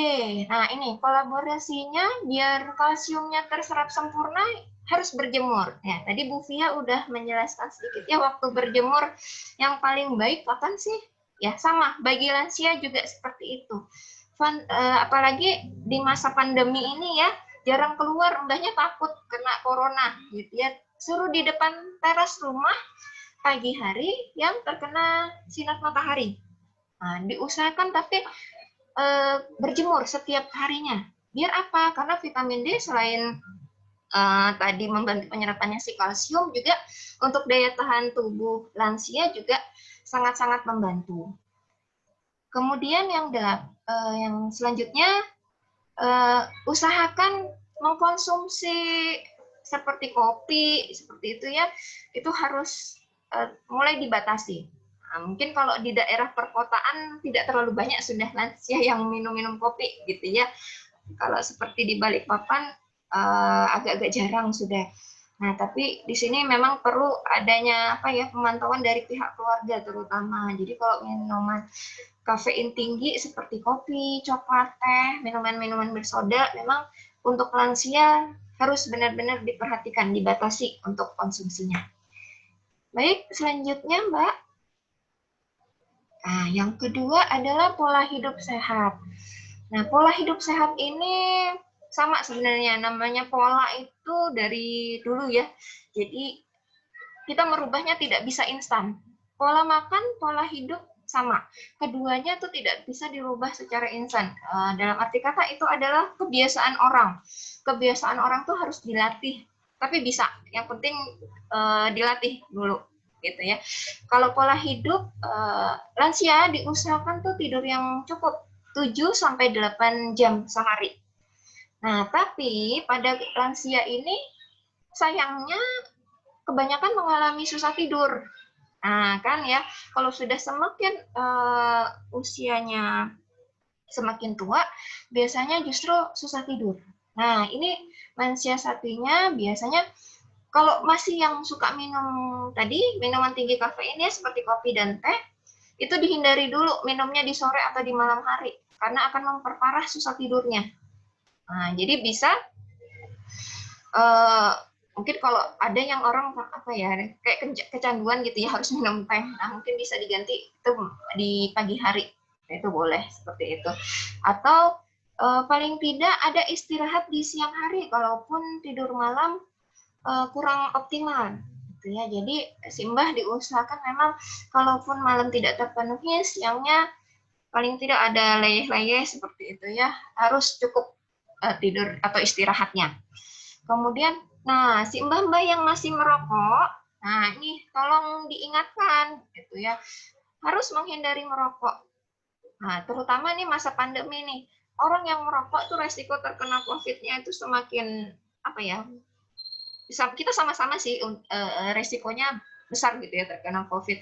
Cuma kalau pada orang merokok ini akan lebih memperparahnya lebih cepat. Karena kan rokoknya sendiri sudah menyerang paru-paru ya. Nah, nanti dengan terkena sedikit virus saja ini akan semakin cepat memperparah infeksinya. Jadi usahakan gitu. Jadi Mbah sekarang ini COVID gitu ya. Jadi agak ditakutin sedikit boleh. Gitu. Jadi seperti yang saya bilang tadi, kalau pola nggak bisa cepat gitu, tapi paling tidak yang tadinya 1 bungkus sehari dikurangin dulu deh. Jadi berkurang setengah gitu ya, setengah gitu. Nanti lama-lama kurang, insya Allah kalau rutin polanya berubah, nanti lama-lama bisa berhenti. Nah, sama dengan alkohol juga seperti itu ya. Oke, lanjut Mbak. Yang selanjutnya rutin pemeriksaan kesehatan. Jadi kalau kita lihat di gambar, ini polanya itu ketemu di pos lansia. Sudah di situ tuh udah komplit sebenarnya. Nah, nanti kalau misalnya di daerahnya Bapak Ibu atau teman-teman semua ada pos lansia, bisa disarankan lansianya ikut gitu ya, ikut pos lansia setiap bulan atau 2 bulan sekali biasanya tergantung daerah masing-masing. Nah, di situ apa fungsinya sih pemeriksaan kesehatan? Biar tahu gitu ya, kalau misalnya kurus ya harus dinaikin berat badannya. Kalau terlalu gemuk harus segera diturunkan. Nah, terus kalau ada terjadi apa? Misalnya tensinya tinggi atau gula darah atau hasil labnya yang lain tidak normal, nah itu bisa segera diatasi biar tidak terjadi komplikasi yang lebih lanjut.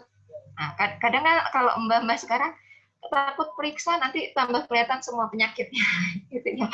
Jadi harus dirayu-rayu sedikit gitu biar mau ke posyandu lansia atau ke puskesmas ya, biasanya itu. Jadi biar terpantau, jangan sampai tiba-tiba ngedrop gitu ya, tahu-tahu udah komplikasi kemana-mana, justru bahaya. Ya, mungkin itu. Next, Mbak. Ini yang selanjutnya olahraga. Nih, sekarang kalau misalnya kita sering ya lihat mbah-mbah kalau pos lansia itu atau biasanya di puskesmas atau di RT-RT itu ada senam lansia namanya ya. Sekarang juga dilombakan tuh ada senam lansianya nih. Dimotivasi biar berolahraga.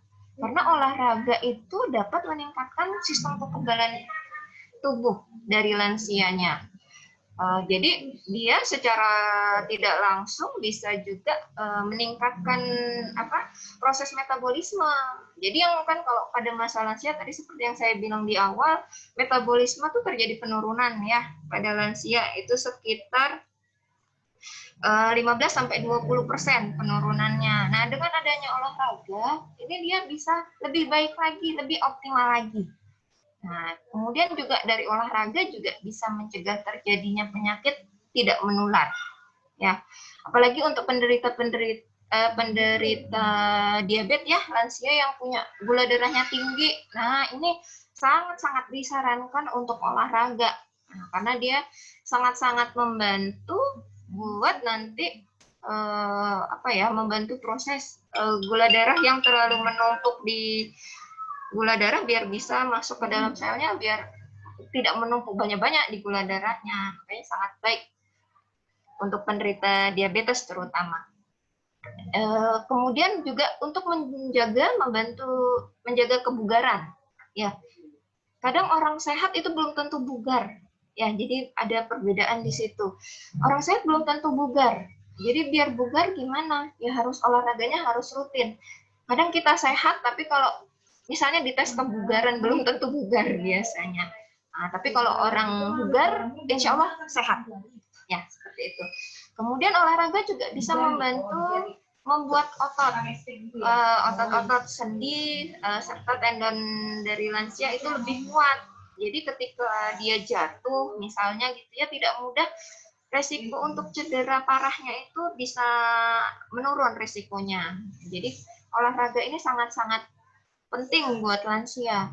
Nah, apa yang harus dilakukan olahraganya gitu ya? Sebenarnya tidak ada patokan yang pasti ya untuk olahraganya. Yang jelas harus disesuaikan dengan kemampuan masing-masing lansianya. Nah, itu jadi kalau misalnya yang punya penderita jantung seperti itu, lansianya ya jangan pilih yang berat-berat gitu ya. Biasanya kita saraninnya ya seperti kayak yoga seperti itu boleh. Kemudian senam-senam lansia tuh kayak gambar itu tuh boleh. Kemudian yang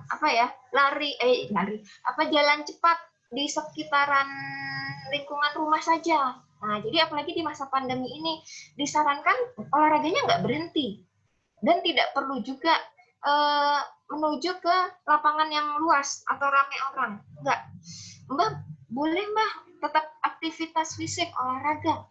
Tapi di depan rumah saja, nggak apa-apa, boleh. Jadi bolak-balik mondar-mandir gitu ya, dengan mungkin jalan sedikit lebih cepat, tapi itu sudah lumayan bisa mengeluarkan keringat Mbah gitu ya. Jadi pada intinya disesuaikan dengan kemampuan masing-masing lansia.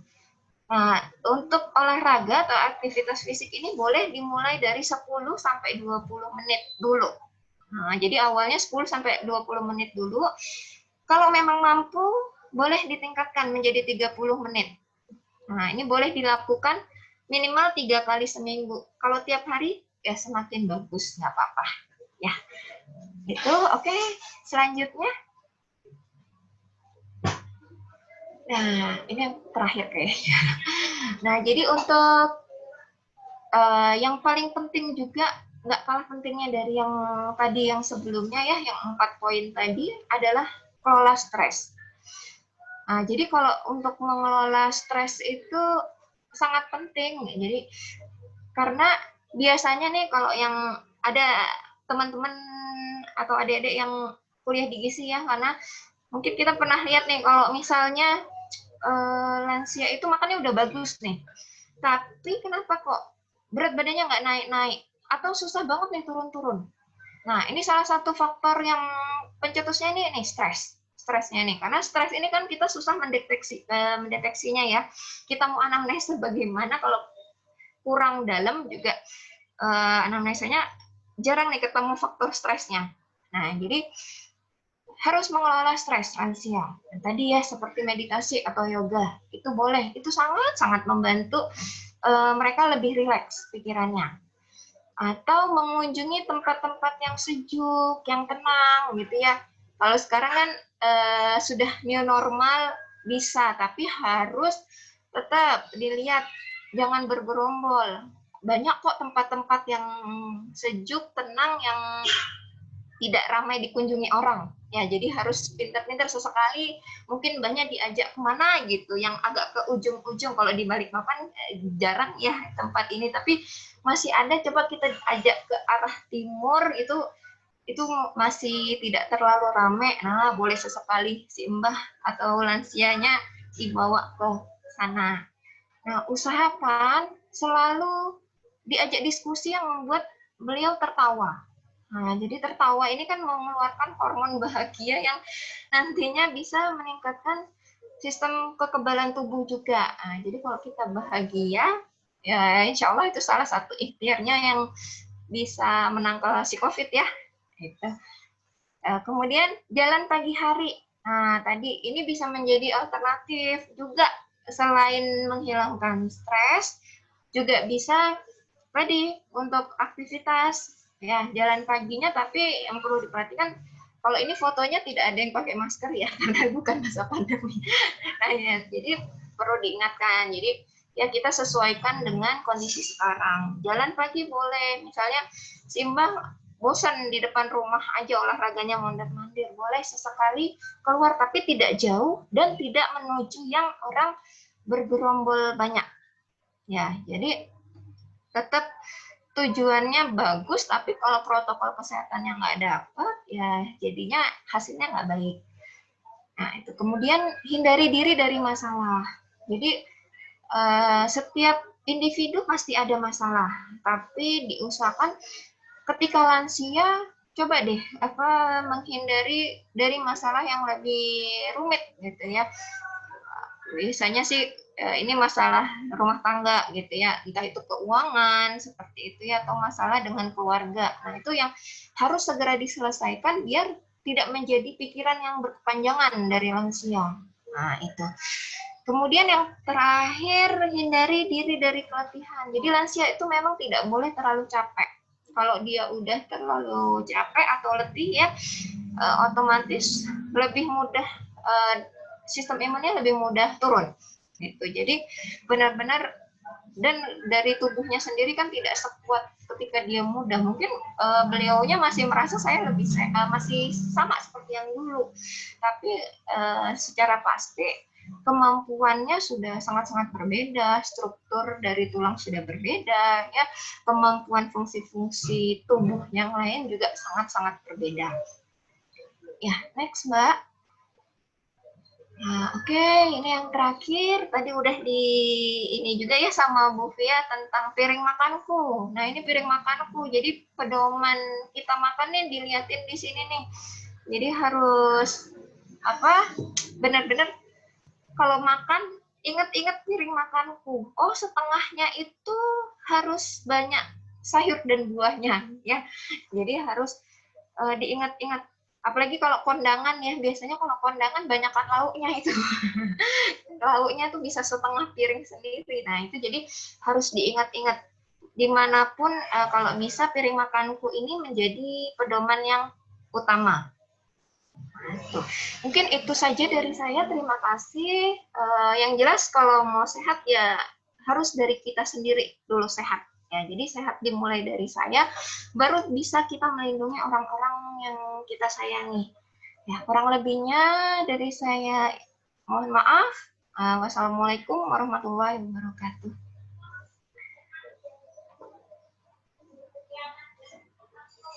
Ya, terima kasih Ibu Indah sudah memaparkan materinya.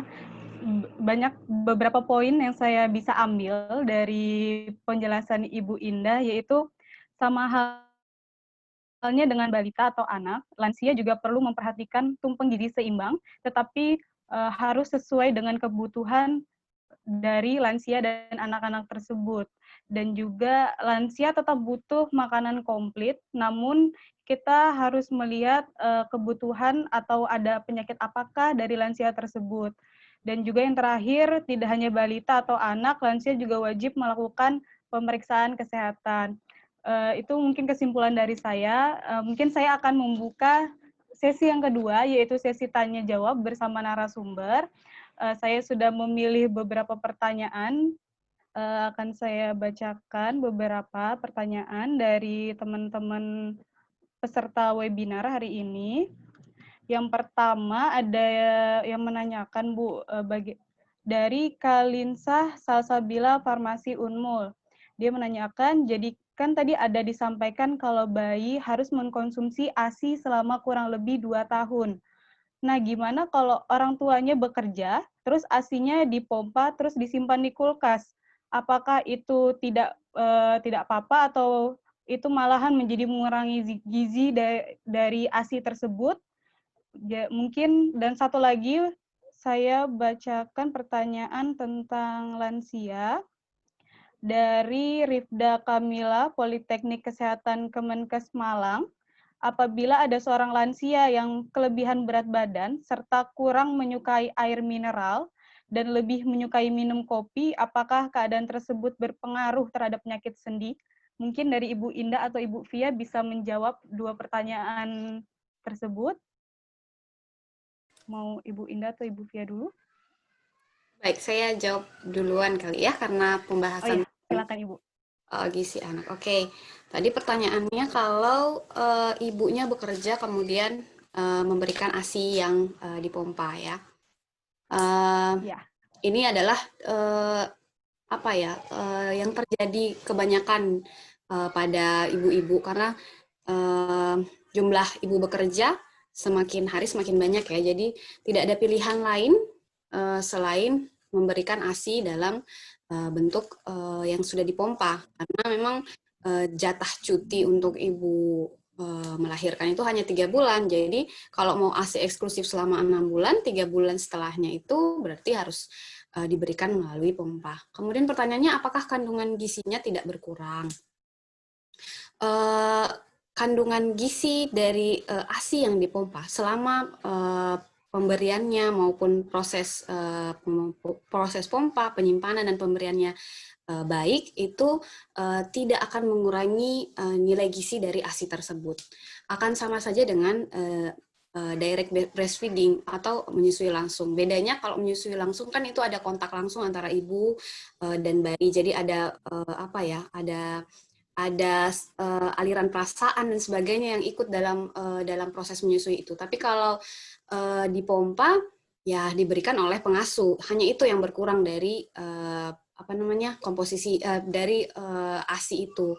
Tapi kalau komposisi atau kandungan gizinya sama saja asal selama proses pumping dari mulai alat yang digunakan, kemudian proses pemerahan ASI itu dijaga higienitas kebersihannya, kemudian proses penyimpanannya pada suhu dan tempat yang sesuai gitu, dan nanti proses pemberiannya. Jadi kalau misalnya sudah dicairkan dan diberikan kepada si bayi, itu semuanya proses itu tepat. Saya rasa tidak ada perubahan zat gizi yang signifikan. Ya, makasih Ibu. Ada tambahan dari Ibu Indah. Oh, Indah karena mungkin. Saya tadi baca Bu Indah adalah konselor menyusui ya. Boleh ditambahkan Ibu kalau saya ada kurangnya. Ya, cukup sih Bu Fia, pada prinsipnya ya memang seperti itu, insya Allah. Karena kalau untuk kandungan ASI memang ya tidak ada bedanya ya, sama saja. Ya. Mungkin bisa lanjut untuk jawaban dari pertanyaan kedua tadi Bu, yang tentang lansia mengenai. Ya, tadi pertanyaannya tentang bagaimana jika lansia mempunyai berat badan lebih ya Mbak ya? Memiliki kelebihan berat badan. Kelebihan berat badan, kemudian tidak bisa minum air putih. Tidak menyukai air mineral. Oh iya. Jadi alternatifnya kita harus dilihat dulu gitu. Apa sih kalau bahasa Jawanya tuh dititeni. Dilihati dulu bagaimana polanya lansia itu sehari-hari. Kalau misalnya dia ketika makan masih bisa minum airnya sayur ya. Nah, itu bisa menjadi alternatif, salah satu alternatif. Boleh. Nah, tapi dengan catatan kalau tadi. Misalkan Ya, dengan lebih catatan. menyukai minum kopi, Bu. Ya, itu makanya harus digali lagi. Karena kita nggak bisa biarkan dia hanya minum kopi. Gitu. Kan nanti organ ginjalnya juga kasihan. Jadi harus lebih baik daripada minum kopi. Kalau misalnya dia ketika makan suka yang berkuah-kuah, nah dibanyakin kuah sayurnya. Dengan catatan penambahan gula dan garamnya harus benar-benar diperhatikan. Ya, artinya tidak terlalu manis ya ketika memasak sayur dan tidak terlalu asin. Cukup. Atau bisa diganti dengan alternatif kalau dia bisa nggak minum air kelapa gitu. Kadang orang yang nggak doyan minum air putih itu masih suka minum yang ada rasa-rasanya. Nah, jadi kita nggak boleh pasrah ya. Jadi dalam arti kata ketika dia tidak mau minum air putih, cuma udah nggak apa-apa minum kopi aja terus. Ya kasihan juga tadi ya. Sebenarnya efeknya bukan hanya dia tidak bisa tidur karena kafeinnya tinggi tadi, tapi lebih banyak faktor-faktor metabolisme tubuhnya juga nanti akan lebih memperberat kerja ginjalnya juga. Ya, jadi nanti kalau itu berlangsung terus-menerus ya kasihan juga gitu. Seperti itu. Kemudian tadi saya ada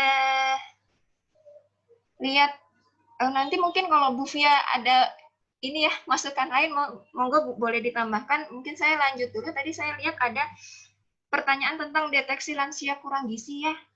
Nah, sama Ya, sebenarnya benar, Bu. kalau untuk deteksi lansia yang kurang gizi, alternatifnya yang pertama, kalau lansianya nggak mau kemana-mana, kadang ada yang maunya di rumah aja, nggak mau disuruh ke posyandu lansia, atau mau ke puskesmas, boleh tadi diukur lingkar perutnya. Kalau kurang gizi ya, kalau kurang gizi kita lihat tanda-tanda fisiknya. Lihat tanda-tanda fisiknya. Jadi sama seperti anak-anak. Nah, tadi ada di slide, itu contoh yang kurang gizi sebenarnya. Dia sampai kelihatan seperti tulangnya gitu ya, keluar. Nah, itu bisa menjadi deteksi awal. Kita tahu bahwa, oh Mbak, berat badannya kurang nih. Kelihatan penampakannya biasanya kurus. Ya, tapi biasanya kalau kurang gizi awal, kalau kita tidak ukur dengan antropometri ya, kalau kita yang tahu itu agak susah. Biasanya kalau secara fisik kita tahunya itu udah kadung terlanjur gitu ya, udah menuju yang lebih parah. Jadi memang ya tadi disarankan lansia itu harus cek kesehatan rutin. Nah, jadi kalau masih ada mbah-mbahnya yang nggak mau sama sekali dirayu. Lansia itu sebenarnya kan butuh perhatian kan, kalau kita sebenarnya bisa berkomunikasi dengan baik dengan beliaunya, terus disampaikan dengan cara yang tepat, insya Allah mereka itu lebih apa ya, lebih mau gitu ya, lebih mau terbuka gitu. Jadi tinggal nanti orang-orang di sekeliling lansia memang yang harus benar-benar bisa, jadi kayak bayi ya sebenarnya ya, sama lansia itu sama seperti bayi atau balita. Jadi harus ada yang ngopeni di rumah. Jadi kita nggak bisa masrahkan gitu aja, udah gede gitu ya, udah tua, udah bisa sendiri, enggak. Lansia itu kembali lagi seperti ketika bayi, ketika balita. Jadi harus dia butuh perhatian lebih. Jadi harus ada orang-orang di sekelilingnya yang memang lebih perhatian sama mereka. Ya, mungkin seperti itu. Bu Fia mungkin ada yang mau ditambahkan, Bu? Iya, penjelasan dari Ibu Indah sudah sangat cukup banyak ya, sudah mewakili. Baik, mungkin ada dua pertanyaan, karena ini banyak sekali Bu yang menanya, mungkin kita dua pertanyaan lagi. Ada dari Intan Septia Rahayu, Poltekkes Kemenkes Kaltim, masa 1000 HPK anak kan sangat penting jika tidak memenuhi nutrisi yang optimal dapat berdampak buruk pada status gizi anak, misalnya pertumbuhan otak yang kurang optimal. Pertanyaannya, apakah dampak dari tidak terpenuhnya nutrisi pada 1000 HPK ini dapat ditanggulangi melalui pemenuhan status gizi anak saat anak sudah menginjak usia sekolah? Dan yang satunya lagi, pertanyaan dari Setiawati Kader Posyandu Prapatan, bertanya, untuk bayi di usia 0-6 hanya diberikan ASI, karena pada usia tersebut bayi belum dapat makanan tambahan. Pertanyaannya adalah, kalau seorang ibu yang harus memberi ASI kepada bayinya, sedangkan ibu tersebut kekurangan gizi, apakah ASI yang diberikan kepada bayinya bila tercukupi gizinya atau tidak? Mungkin dua pertanyaan itu dulu, bisa Ibu Fia atau Ibu Indah. Oke, saya jawab dulu ya. Tadi ASI-nya kalau ibunya status gizinya kurang. Apakah nanti kalau memberikan ASI si bayi ini tercukupi nggak nutrisinya? Jadi status gizi ibu itu kalau dalam hal ASI itu tidak berpengaruh. Jadi mau ibunya gemuk, mau ibunya kurus, ASI tetap ada. Yang penting dalam pemberian ASI itu adalah intensitas menyusuinya. Kalau si bayi ini sering menyusu, maka jumlah, kuantitas maupun kualitas ASI-nya juga akan banyak. Berbeda dengan bayi yang jarang disusui, jadi akan produksi ASI-nya juga akan sedikit. Jadi mau ibunya kurus, mau ibunya gemuk, produksi ASI itu tetap. Jadi yakin aja ASI-nya cukup untuk anaknya. Jadi tidak ada pengaruh, sampai saat ini juga tidak ada penelitian yang bisa membuktikan bahwa status gizi seorang ibu yang menyusui itu berpengaruh terhadap jumlah ASI yang diberikan kepada bayinya. Jadi jawabannya tidak berpengaruh, mau ibu kurus mau gemuk juga tetap ASI-nya tetap ada. Kemudian pertanyaan tentang 1000 HPK. Jadi kalau anaknya usia udah sekolah tapi dalam 1000 HPK itu terjadi masalah gizi, bisa nggak dikembalikan? Dalam kajian literatur yang maupun penelitian yang sudah banyak dipublikasi, 1000 HPK itu adalah masa yang sangat kritis, yang sebelum 2 tahun anak itu adalah masa yang betul-betul tidak bisa dikembalikan lagi. Maksudnya tidak bisa di-reverse ya, tidak bisa disembuhkan lagi. Jadi memang harus dijaga 1000 HPK itu. Kalau terjadi masalah gizi, kan kita ada yang namanya catch up grow ya, pengejaran pertumbuhan itu, tapi tetap di bawah 2 tahun biasanya. Jadi kalau sudah masuk usia sekolah ya, kalau sudah terjadi masalah gizi pada saat 1000 HPK itu akan sangat sulit diperbaiki. Nah, hanya tinggal pada saat usia sekolah kita betul-betul maksimal dalam menjaga asupan gizinya agar tidak lebih buruk lagi dampaknya nanti. Saya rasa seperti itu, mungkin akan ditambahkan oleh Bu Indah.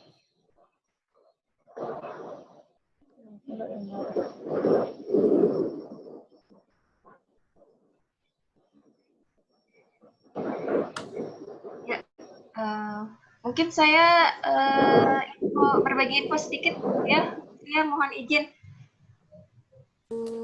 Kalau untuk yang 1000 HPK, ini kan nanti hubungannya juga pada anak stunting ya, seperti itu ya.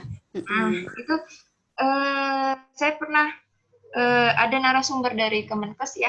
Jadi memang paling pesat adalah di 2 tahun pertama seperti yang tadi Bu Fia sampaikan ya. Tapi untuk koreksi selanjutnya masih bisa lah, tipis-tipis gitu ya, masih bisa tipis-tipis. Jadi boleh, jadi tidak berkecil hati juga ketika lewat sudah 2 tahunnya, ketika usia sekolah, dilihat lagi usianya berapa. Ada batas maksimalnya. Nah, di sini disebutkan bahwa ketika masih usianya belum sampai 9 tahun ya, itu masih bisa mereka mengejar, kalau misalnya stunting gitu ya, masih bisa tumbuh tipis-tipis ya, tapi tidak sepesat yang ketika mereka berada di usia 1000 HPK itu. Jadi masih bisa sampai batas usia 9 tahun. Mungkin insya Allah seperti itu. Terima kasih. Ya, terima kasih Bu Fia dan Ibu Indah atas jawabannya. Mohon maaf sekali untuk para peserta webinar karena waktu kita juga terbatas. Jadi saya membatasi hanya 4 pertanyaan untuk saat ini. Mungkin beberapa pertanyaan yang belum bisa dijawab akan kita lanjutkan di luar webinar. Untuk selanjutnya akan saya ucapkan terima kasih dan mohon maaf jika terdapat kekurangan selama acara ini berjalan. Selanjutnya saya akan kembalikan ke pembawa acara, yaitu Jessie. Saya persilahkan. Terima kasih kepada Saudari Devbi telah memandu acara webinar pada pagi hingga siang hari ini. Alhamdulillah kita telah sampai di penghujung acara. Terima kasih banyak kepada narasumber dan juga moderator dan para peserta yang telah menyimak acara ini dari awal hingga akhir. Semoga banyak ilmu yang didapat untuk diaplikasikan ini bisa bermanfaat untuk kehidupan kami sehari-hari. Dan untuk penanya terbaik, pemenangnya akan diumumkan di grup WhatsApp, dan mengenai sertifikat juga akan dikirim melalui grup WhatsApp juga. Paling lama itu sekitar 7 hari setelah webinar berlangsung. Jadi untuk para peserta mohon untuk tetap stay di grup dulu, jangan keluar dulu. Atas nama seluruh panitia penyelenggara, kami memohon maaf bila ada kata atau candaan atau cara bicara kami yang kurang berkenan. Mohon maaf, terima kasih sebelumnya. Wabillahi taufiq wal hidayah. Wassalamualaikum warahmatullahi wabarakatuh. Waalaikumsalam. Terima kasih, Ibu. Terima kasih semuanya. Terima kasih semuanya Iya. sudah. Saya izin live ya. Ya, terima kasih Ya. Ibu Fia. Terima kasih Ibu. Terima kasih Bu Fia. Terima kasih Ibu Fia, Ibu Indah. Merinya.